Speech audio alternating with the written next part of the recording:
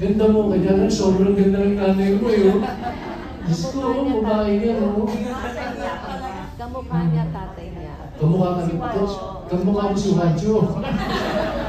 Hindi, pero alam mo talaga, di ba? Yan yung expression namin. So, makakaroon ng pinanganak eh. Kung hindi, gawang hindi. No, but anyway, truly. Ang memories ko kay Tita Glo is more of Tita Glo the person than Tita Glo the actress. Of course, I will always have very high respects for her acting prowess and lahat ng na-dedicate nga niya sa industriya.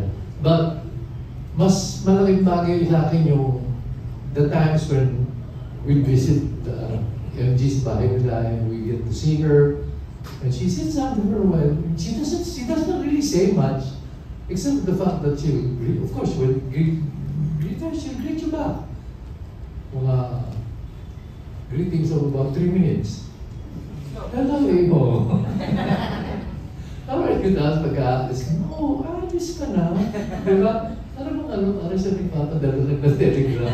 Pero kung pag-alis mo bahay, maaalala mo yung umi-echo sa tenga mo yung, ba't ganun siya magsalita? I mean, napakalambing, napaka-soft-spoken, di ba? Isipin mo, di ba? Si Manan Bidega na magsalita. But truly, maybe somehow in each of you, you have had times, moments, opportunities to be with Tita Glo. And you should keep those memories. Those are golden memories na you'll never get them back. Pero yung nga yung sabi ko, every time you think about her, bumabagal ang puso mo. Di ba? Kasi yung bagay niya magsalita, sumasabay ka. Kidding aside now.